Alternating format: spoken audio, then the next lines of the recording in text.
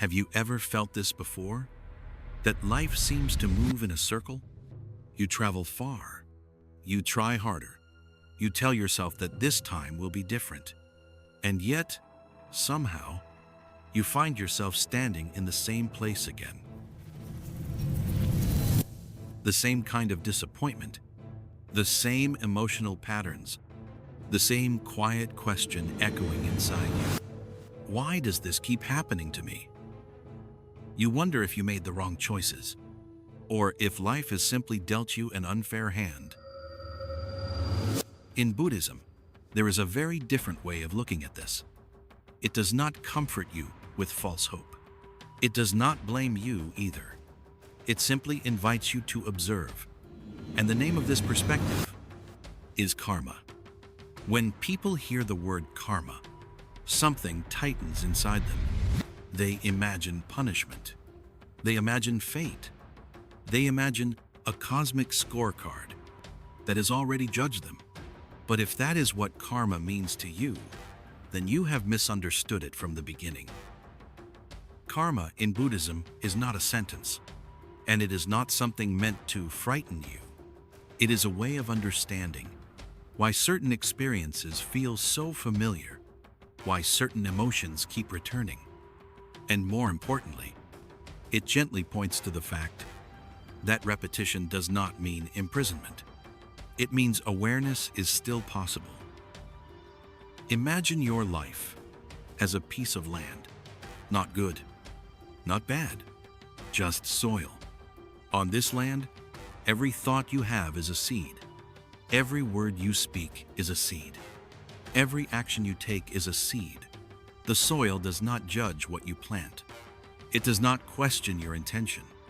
It does not compare your seeds with anyone else's. It simply grows, whatever has been placed within it. Karma is nothing more than this quiet law of seeds and soil. If you plant seeds of impatience, you will harvest hurried outcomes. If you plant seeds of suspicion, you will live in relationships filled with tension. If you plant seeds of anger, you will continue to meet situations that pull anger out of you. Not because life wants to hurt you, not because someone is punishing you, but because you are walking through the garden you once planted yourself. Karma moves without emotion, without preference, without judgment. Here is something many people miss. Karma does not live in what happens to you. Karma lives in how you respond. Two people are criticized. One listens, reflects, and adjusts.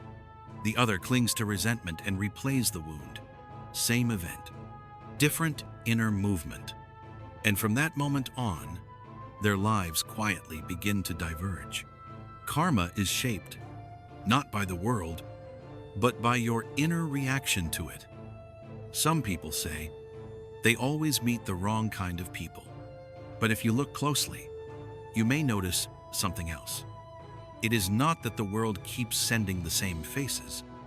It is that the same inner response keeps appearing, the same defensiveness, the same fear of being hurt, the same expectations rooted in old pain. Pause 1 second. Karma is not stored in others.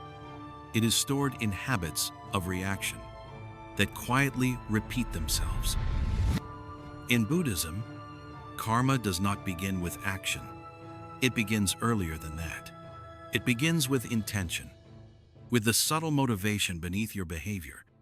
Two people may perform the same kind act. One does it from genuine care. The other does it to feel valued. The action looks identical, but the inner seed is different. And karma responds, not to appearances, but to the movement of the mind. This is why some people do so much, yet still feel empty inside. It is not because they did the wrong things. It is because the seeds they planted were not rooted in presence.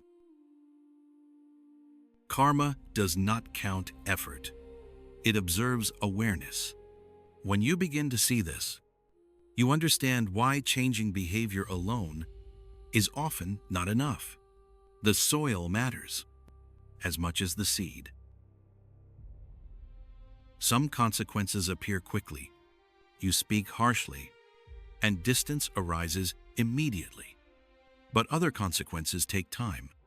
A pattern of self-doubt, a habit of self-blame, a belief that you are never enough. These seeds may lie dormant for years before they fully mature. Karma does not rush, but karma does not forget. There is something crucial to understand. You cannot change the seeds that are already bearing fruit. If today you are experiencing exhaustion, loneliness, or emotional conflict, it may be the result of seeds planted long ago. But this does not mean you are powerless, because even as old fruits are ripening, new seeds are being planted in every moment, and those seeds belong to you. Buddhism does not teach blind acceptance of suffering. It teaches clarity. When you understand that, every present moment is where karma continues to form, you stop fighting the past. You stop asking, "Why is this happening to me?" And you begin asking, "What am I planting right now?" That question is the beginning of freedom. Some people say, "This is my karma. I must endure it." But this is not the spirit of Buddhism. If karma were fixed, awakening would be meaningless. If everything were predetermined, mindfulness would serve no purpose. Understanding karma is not about resignation. It is about becoming awake to the smallest moments of choice, because it is in those moments that direction is quietly formed. There are people who once lived in constant anger. They did not change their environment. They did not escape their responsibilities.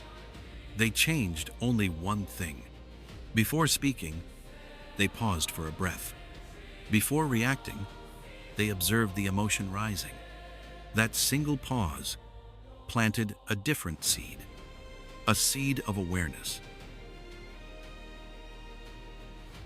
When you pause, instead of reacting, you interrupt an old karmic loop, not by force, not by suppression, simply by seeing. Seeing anger as it arises, seeing fear as it tightens, seeing the urge to repeat the familiar. The moment you see without following, karma begins to shift, quietly, naturally, without drama. Now let us speak about practice, not philosophy, not abstract theory, but something you can do within your daily life. The first practice is simple. Whenever discomfort appears, do not ask, "Who caused this?" Ask instead, "What seed am I planting right now?" Just ask. No need to answer immediately. The second practice is planting small seeds. Do not wait until you become a better person. To act with kindness, speak a little slower. Choose one less harmful word. Soften one reaction compared to yesterday. These seeds are small. They do not bring instant results, but they change the quality of the soil. And when the soil changes, everything that grows from it changes as well. The third practice is allowing old fruits to fall. Some experiences in your life are already unfolding. Do not hate them. Do not resist them. Silently acknowledge this is the fruit of an old seed. When you stop feeding it with new reactions, the cycle loses its energy. Old karma completes itself. New karma is no longer reinforced. You may wonder, what if I have planted many unwholesome seeds? The answer is simple. You are still alive. And as long as you are alive, you are still planting. Buddhism does not demand that you erase the past.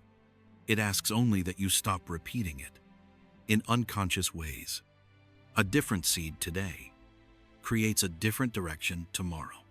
Karma is not meant to scare you. It is meant to return responsibility gently into your hands. No one expects perfection. No one demands immediate awakening. Awareness itself is already transformation. When you speak, know what you are planting. When you think, know what you are planting. That knowing alone begins to change everything. There is something beautiful in the teaching of karma. No seed is ever wasted. Every seed bears fruit when conditions are right, and no seed must continue to be planted. You are not a victim of karma. You are a participant. Realizing this may feel uncomfortable at first, but it also gives you something priceless: the ability to choose. When you understand karma, blame begins to dissolve. So does unnecessary self-judgment. You see life as a flow of causes and conditions, not tragic, not personal, just understandable. And strangely, when you stop resisting life, life softens in response. Not because it changed, but because you planted differently. You may not see results immediately. Wholesome seeds often grow slowly, but they are stable. They last longer. They do not leave bitterness behind. Be patient. Karma does not require belief. It only requires observation.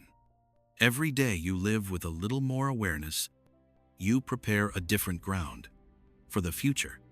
Before we end, return to the question from the beginning. Why do familiar experiences keep repeating? Perhaps the answer is not outside you. Perhaps it lies in familiar seeds, planted again and again. When you see this clearly, resentment fades, and quietly, you begin to plant differently. That is where real change begins. Karma is not a sentence. It is a map. It shows where you have been and how you arrived here. But a map does not force a path. Each step forward is a new choice. Each choice is a new seed. And every seed carries the possibility of a different future. If there is one thing to carry with you from this moment, let it be this: as long as you are aware, you are still planting. If you wish, leave a simple comment below.